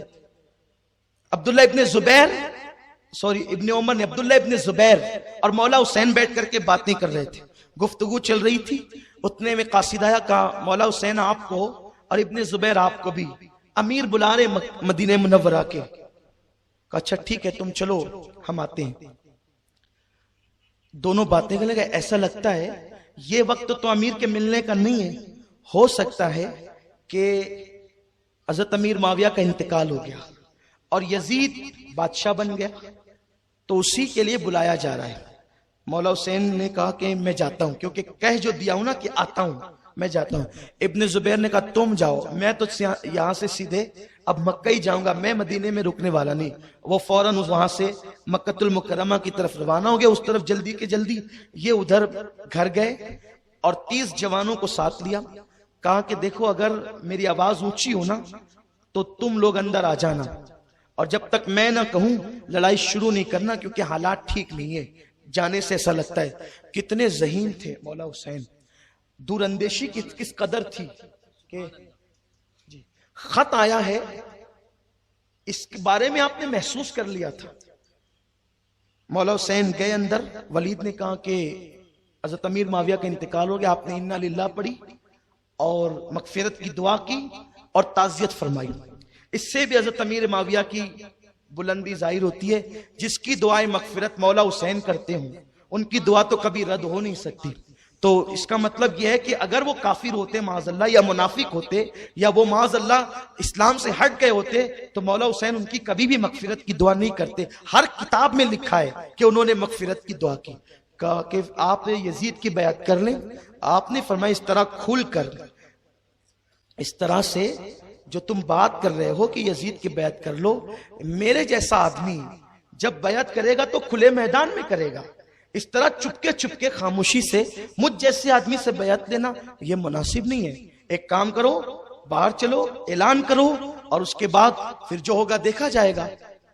تو ولید نے کہا اے مولا آپ نے تو بات ٹھیک کہی، ولید ٹھیک ٹھاک آدمی تھا، آپ نے ٹھیک کہی بات، ٹھیک ہے آپ جائیں، میں جو ہے وہ ساری صورتحال یزید کو لکھتا ہوں اور معاملہ معلوم کرتا ہوں کہ ایسی بات آپ کہتے ہیں۔ مروان نے کہا ولید اسے قتل کر، اگر تو نے اسے جانے دیا تو دوبارہ تو اس پر قابو نہیں پا سکے گا۔ مولا حسین رک گئے، اچھا ابن زرقہ تو مجھے قتل کرے گا یا یہ کریں گے؟ تم لوگ مجھے قتل کرو گے؟ خدا کی عزت کی قسم نہ تیرے اندر ہمت ہے نہ ان میں۔ ولید نے کہا حضرت آپ جائیں، اگر پوری دنیا کی نعمت بھی مجھے دے دی جائے اور آپ کو قتل کا حکم دیا جائے تو میں پوری دنیا کی نعمت ٹھکرا دوں، لیکن آپ کو قتل نہیں کروں گا۔ آپ کے پیر میں کانٹا چبھے یہ ہمیں گوارا نہیں ہے، کیونکہ ابھی چند دن ہی تو گزرے، ہم نے دیکھا ہے کہ صحابہ نے آپ کو کندھے پہ بٹھایا ہے، صحابہ آپ کا احترام کرتے ہیں۔ پھر مولا حسین وہاں سے نکلے، گھر آئے اور گھر والوں کو کہا ہم لوگوں کو اب مدینہ چھوڑ دینا ہے، جس امتحان کی خبر اللہ کے رسول نے ہمیں دی تھی وہ دن آ گئے اور ہم لوگوں کو مدینہ طیبہ چھوڑ کر کے اب کہیں اور جانا ہے، اس لیے تم لوگ تیاری کرو اور انتظار کرو کہ ہم لوگوں نے مدینہ چھوڑ دینا ہے۔ یہاں پر ایک بات کر کے گفتگو ختم کرتا ہوں، جہاں تک آپ کو لے جانا تھا ہم وہاں نہیں جا سکے، جو ہے وہ گفتگو درمیان بہت نکل گئی اور ہم وہاں تک نہیں پہنچ سکے۔ انشاءاللہ یہ تسلسل کل جاری رہے گا۔ ایک بات جو آخر میں کہنا چاہتا ہوں وہ یہ ہے، لوگ یہ کہتے ہیں کہ امام حسین نے ہی بیعت کیوں نہیں کی، اور بھی صحابہ کی اولادیں تھی انہوں نے تو بیعت کر لی نا۔ ہم کہتے ہیں 61 کے بعد آپ اٹھا کر کے دیکھیں سیاہ ستہ، غسیل الملائکہ کہ صاحبزادے جناب عبداللہ ابن حنزلہ غسیل الملائکہ وہ فرماتے ہیں، حضرت غسیل الملائکہ کے صاحبزادے عبداللہ ابن حنزلہ غسیل الملائکہ فرماتے ہیں کہ ہم نے اس وقت یزید کی بیعت توڑ دی اور اس پہ خروج کیا جب ہم کو یہ خوف ہوا کہ اگر ہم نے یزید کے خلاف احتجاج نہیں کیا تو اللہ کی طرف سے کہیں آگ نہ برس پڑے۔ تو لوگوں نے پیروں سے جوتے نکال کر کے پھینکے اور کہا جیسے ہم پیر سے جوتا نکال کے پھینک رہے ہیں ویسے ہم یزید کی بیعت نکال کے پھینک رہے ہیں۔ لوگوں نے سر کی ٹوپیاں نکال کے پھینکی اور کہا جیسے ہم ٹوپیاں پھینک رہے ہیں ویسے یزید کی بیعت پھینک رہے ہیں۔ تو آپ کہتے ہیں کہ امام نے کیوں بیعت نہیں کی؟ یارو غلط رستے جا کر کے واپس پلٹ آنا یہ کسی دانشور کا شیوا نہیں ہوتا، یہ کسی دور اندیش کا شیوا نہیں ہوتا۔ جس بات کو بعد والوں نے 61 ہجری کے بعد محسوس کیا، حسین نے اس بات کو سن 60 ہجری میں محسوس کر لیا تھا۔ آپ اتنے دور اندیش تھے، آپ نے معاملہ سمجھ لیا تھا۔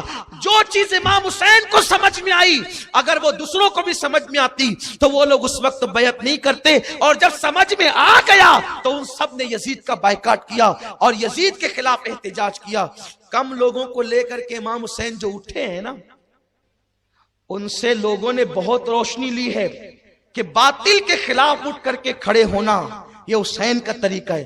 اسی لیے گاندھی جی ہندوستان میں جب برطانوی سامراج کے خلاف اٹھ کر کے کھڑے ہوئے، چند لوگ ان کے ساتھ تھے، تو لوگوں نے گاندھی جی سے کہا اتنے کم لوگوں کو اتنی بڑی حکومت سے آپ لے جا کر کے ٹکرائیں گے تو اتنے کم لوگوں کو لے جانا عقل مندی نہیں۔ گاندھی نے کہا تھا یہ بات میں نے حسین سے سیکھی ہے، یہ بات میں نے حسین سے سیکھی ہے۔ حسین وہ ہے، آپ حسین کو ناپیے مت، تولیے مت۔ دنیا میں اللہ نے کوئی ایسا ترازو ہی پیدا نہیں کیا جس میں حسین تولا جا سکے۔ اللہ نے دنیا میں کوئی ایسا ناپ ہی پیدا نہیں کیا جس سے حسین ناپا جا سکے۔ اللہ نے دنیا میں کوئی ایسے الفاظ ہی پیدا نہیں کیے جس میں حسین پاک کی مکمل فضیلت بیان کی جا سکے۔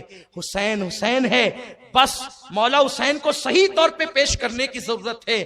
کسی مفکر نے کہا تھا انسان کو بیدار تو ہو لینے دو، ہر قوم پکارے گی ہمارے ہیں حسین، حسین پوری قوم کے ہے۔ اور ڈاکٹر بابا صاحب امبیڈکر نے کہا تھا میں حسین کو خراج پیش کرتا ہوں۔ کسی نے کہا تھا ڈاکٹر صاحب حسین آپ کے مذہب کے نہیں ہیں پھر بھی آپ ان کو خراج پیش کرتے ہیں۔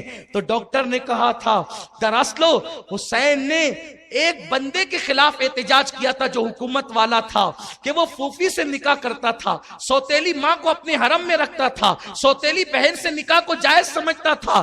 اگر حسین کربلا میں نہ آتے تو ہماری پھوپھیوں کی عزت بھی خطرے میں پڑ جاتی، ہماری سوتیلی ماؤں کی آبرو بھی خطرے میں پڑ جاتی۔ حسین نے کربلا میں جا کر کے صرف اسلام ہی نہیں بچایا ہے، حسین نے کربلا میں جا کر کے کائنات کی کی ہر بیٹی کی آبرو بچائی ہے، ہر بیٹی کی عزت بچائی ہے. یہ مولا حسین کا کردار ہے. جو تعصب کی آئینہ کھٹا کر کے دیکھیں گے ان کو مولا حسین نظر آئیں گے. اور جو آیت میں نے تلاوت کی، اللہ فرماتا ہے ثم لتسألن یومئذ عن النعیم. اس کی تفسیر کرتے عبداللہ ابن عباس کہتے ہیں اللہ نے فرمایا کہ قیامت کے دن میں تم سے نعیم کے بارے میں پوچھوں گا. نعیم نعمت کے بارے میں. تو فرمایا کیا پوچھے گا وہ؟ یہاں نعیم سے مراد کیا ہے؟ ابن عباس کہتے ہیں اللہ قیامت کے دن علی اور اولاد علی کے حق کے بارے میں تم سے پوچھے گا کہ تم نے علی کا اور اولاد علی کا کتنا حق ادا کیا. آپ سے میری گزارش ہے کہ حالانکہ میں تو خود جلدی پہنچ گیا تھا اور آپ بھی جو ہے وہ جلدی آ گئے تھے، لیکن چونکہ پروگرام اپنا ایسا تھا اس لیے گفتگو ادھوری رہی. کل انشاءاللہ نور باغ چوک میں جو ہے وہ اپنا پروگرام ہے مولا حسین کی شان اور عظمت کا. آپ لوگ جلدی تشریف لائیں اور ذوق و شوق کے ساتھ آئیں. دیکھیں ایسے نہیں اٹھیں، ہم نے سلام پڑھنا ہے نا. میں نے پچھلی مرتبہ بھی آپ کو کہا تھا جو لوگ پہلے موجود ہیں وہ نہیں اٹھ رہے ہیں، جو ہو سکتا ہے شاید پہلی بار جو بھائی آئے ہیں وہ لوگ اٹھ رہے ہیں. بیٹھ جائے بیٹھ جائے بیٹھ جائے بیٹا، ایسا نہیں کرو. تو دوست احباب کو بھی دعوت دیں، بس ایک کوشش کریں. اپنی ایک تمنا ہے لوگ اہل بیت کی معرفت حاصل کر لیں اور نبی اور آل نبی اور صحابہ کے لوگ وفادار بن جائیں. انشاءاللہ کوئی ان کو گمراہ نہیں کر سکے گا. آقا نے فرمایا کہ جو قرآن اور اہل بیت کا دامن پکڑ لے ان کو کوئی گمراہ نہیں کر سکتا. اب قوم کو اگر گمراہی سے بچانا ہے تو قرآن اور اہل بیت کے قریب کرنا ہے. اسی مشن کے تحت ہم یہ پروگرامات کر رہے ہیں الحمدللہ. اور آپ کی جو ہے وہ معلومات کے لیے بتا دوں، اس سال کا اپنا جو پروگرام ہے وہ عوام کی فرمائش پر پوری دنیا کے اندر نشر کیا جا رہا ہے اور پوری دنیا کے اندر بتایا جا رہا ہے.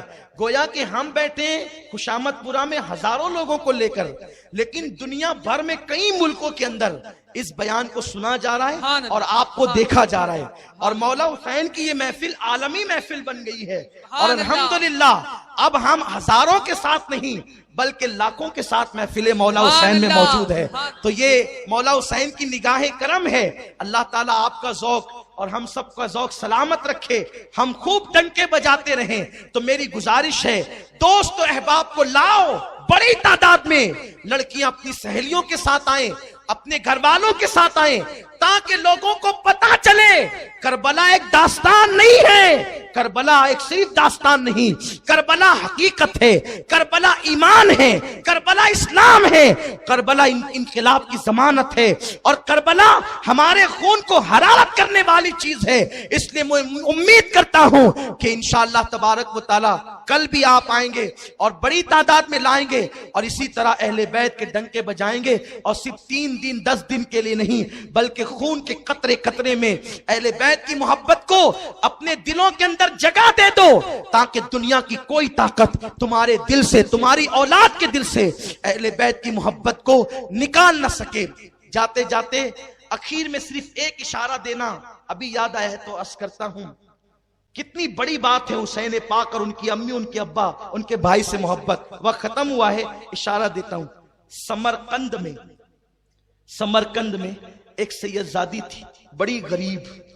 وہ ڈائریکٹ سیدہ فاطمہ کی اولاد نہیں تھی، فاطمہ الزہرا کی اولاد کی اولاد کی اولاد کی اولاد کی اولاد تھی. دور تک نسب جاتا تھا. اتنی غریب تھی وہ بیچاری کہ کچھ نہیں تھا گھر میں. گھر سے باہر ہو گئی. بچیوں کو ایک جگہ پہ بٹھایا اور پتا چلا کہ کوئی سیٹ صاحب سمرقند میں رہتے ہیں جو لوگوں کی بڑی مدد کرتے ہیں. وہ وہاں پہنچی اور سیٹ کو کہا کہ آپ لوگوں کی مدد کرتے ہیں، میری بھی کچھ مدد کر دیں آپ. اور اس لالچ کے ساتھ کہ اگر میں اپنی حقیقت بتا دوں تو جتنی میں مستحق ہوں اتنی میری مدد ہو جائے گی تو میرا مسئلہ حل ہو جائے گا. تو خاموشی سے اس سیدزادی نے کہا اے بندے، میں سید ہوں، امام حسین کی آل ہوں، رسول کی آل ہوں، میری کچھ مدد کر. اس نے کہا جو دیکھو وہ سیادت کا دعویٰ لے کر کے چلا آتا ہے، سید بنا ہے اور بھیک مانگنے کے لیے نسب کا استعمال. ہم سید ہیں، جاؤ، تمہاری کوئی مدد نہیں کی جائے گی. اس لیے کہ تمہارے پاس سید ہونے کا ثبوت کیا ہے؟ اگر تم ہو نبی کی حال سے ثبوت کیا ہے؟ اس کی آنکھ میں آنسو آ گئے، کہا جس کے گھر کھانے کو نہیں وہ کیا ثبوت پیش کر سکتی ہے؟ دینا ہو تو دو ورنہ میں چلی ایک مجوسی کے پاس گئی، وہ بھی سخی تھا، لوگوں کی مدد کرتا تھا، آگ کا پجاری تھا، پہنچی اور کہنے لگی کہ میں مسلمانوں کے نبی کی اولاد ہوں، سید زادی ہوں میں، کیا تم میری مدد کرو گے؟ اس مجوسی نے کہا اے خاتون، آگ کا پجاری ہوں میں، مسلمان نہیں ہوں، لیکن اتنا جانتا ہوں کہ محمد بہت رحم دل انسان تھے، جب ان کے پاس کوئی آتا تھا تو وہ اس کی حاجت پوری کر دیتے تھے، اگر ان کی اولاد میرے گھر آئیے تو میرے بھاگ جگے ہیں، آئیے یہ گھر آپ کا ہے، اب میں غلام ہوں آپ کا، کیونکہ اتنے بڑے باپ کی تم اولاد ہو۔ بیوی سے کہا ان کی بیٹیوں کو لاؤ، کہاں ہے پوچھو، جا کر کے لاؤ، بیٹیاں لائی گئی، کہا یہ گھر آپ کا ہے، دوپٹے دیے، لباس دیے، کھانا دیا، اور کہا ہم دونوں غلام اور کنیز، آپ آقا کی اولاد، آقا بڑی خدمت کی۔ شام ہوئی، سمرقند کا سورج ڈوبا، رات پر ستارے افق پر جو ہے وہ چمکنے لگے، اور پھر سید زادی بھی سو گئی دل سے دعائیں دیتے ہوئے، اور یہ بھی سو گئے۔ ادھر وہ سیٹھ صاحب جو مسلمانی کا دعویٰ کرتے تھے، اسلام کا دعویٰ تھا جن کے پاس، اور ایسے ہی خوش کو کلمہ پڑھنے والے تھے، دیکھا خواب میدان محشر ہے، جنت کا سما ہے، حضور لوگوں کو پکڑ پکڑ کر جنت میں داخل کر رہے ہیں، مالک جنت لوگوں کو جنت میں داخل کر رہے ہیں۔ یہ گیا، حضور کون لوگ جنت میں جا رہے ہیں؟ کہا جو مومن میرے امتی ہیں۔ حضور میں بھی مومن ہوں، آپ کا امتی ہوں۔ آقا نے فرمایا تو مومن میرا امتی ہے، تیرے پاس مومن ہونے کا اور امتی ہونے کا ثبوت کیا ہے؟ کیا ثبوت ہے تیرے پاس؟ میری بیٹی حالات کی ماری بے کسی کے عالم میں تیرے گھر آئی تھی، اور تو اس سے نسب کا ثبوت پوچھ رہا تھا؟ چل یہاں سے، تیرے لیے کوئی راحتیں نہیں، کوئی جنت نہیں۔ بس ڈانٹ پڑی ہے حضور کی، آنکھ کھلی ہے، چلانے لگا پاگلوں کی طرح، میں تباہ ہو گیا، میں تباہ ہو گیا، میں برباد ہو گیا۔ بیوی نے کہا ہوا کیا؟ کہا کہ خواب میں حضور نے ڈانٹا، بھگا دیا، جنت نہیں دی، رونے لگا، پیٹنے لگا، حیران ہو گیا۔ اس کے بعد صبح کو ڈھونڈتے ڈھونڈتے نکلا، کسی نے کہا وہ سید زادی تو مجوسی کے یہاں ہے، پہنچا وہاں، کہا کہ دیکھو میں مسلمان ہوں، تم مجوسی، میں مومن ہوں، تم کافر، اس لیے خبردار، وہ میرے نبی کی بیٹی پہ میرا حق ہے، میں لے جاؤں گا، تمہارا کوئی حق نہیں۔ اس شخص نے مسکرا کے کہا مجوسی تھا ہوں نہیں، کافر تھا ہوں نہیں، سنا جان لے، آج تو حق جتانے آیا ہے، اور تو حق کیوں جتا رہا ہے؟ مجھے معلوم ہے کہ رات میں جس خواب میں حضور نے تجھے ڈانٹ کے بھگایا ہے نا، وہ منظر میں نے دیکھا ہے، تجھے ڈانٹ کے بھگا رہے تھے اور مجھ سے کہہ رہے تھے تو نے میری آل کی خدمت کی تو تیرا جہنم میں جانا مجھے گوارا نہیں، کلمہ پڑھ کے مسلمان ہو جا اور جنت میں داخل ہو جا۔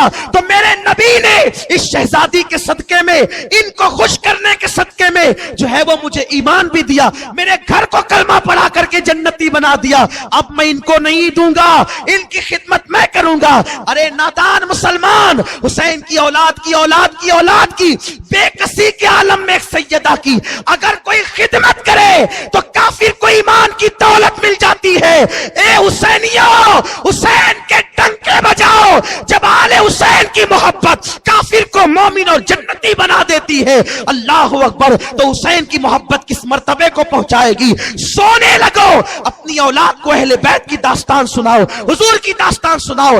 اگر اللہ نے تمہیں توفیق دی ہے، بناؤ ڈرم کے ڈرم شربت بناؤ، پلاؤ، ہر ایک کو پلاؤ، اس لیے کہ یہ محبت کی علامت ہے۔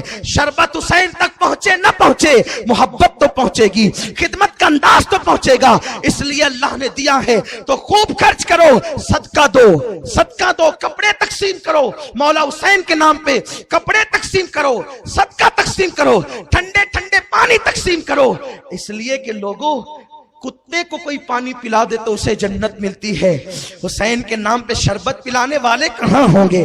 کوثر کے مزے لے رہے ہوں گے۔ اس لیے خبردار، کسی کے بہکاوے میں نہیں آنا۔ کوئی کہے نہیں کرنا کا، تو نہیں کرنا، ہم تو کریں گے اور کرتے ہیں، کرتے رہیں گے۔ اللہ ہمیں توفیق عطا فرمائے. اور اعلان یہ ہے کہ انشاءاللہ 11, 12, 13 دسمبر سنی دعوت اسلامی کا عالمی سالانہ سنی 25واں اجتماع ہو رہا ہے. 25واں اجتماع سلور جبلی ہے. پورے شہر سے سب کو چلنا انشاءاللہ. سب حسینی چلیں گے نا انشاءاللہ. میرا مولا حسین مدینے سے کربلا تک دین کے لیے آیا ہے. ہم بھی انشاءاللہ ان کی سنت پہ عمل کرنے کے لیے, ان کی خیرات لینے کے لیے اپنے شہر سے وادی نور تک کا سفر کریں گے. ارے کٹانے کے لیے تو نہیں, کٹا دیا اس آل نبی کا کام تھا. آل نبی کا کام تھا, آل نبی ہی کر گئے. کوئی نہ لکھ سکا ادیب ایسی کتاب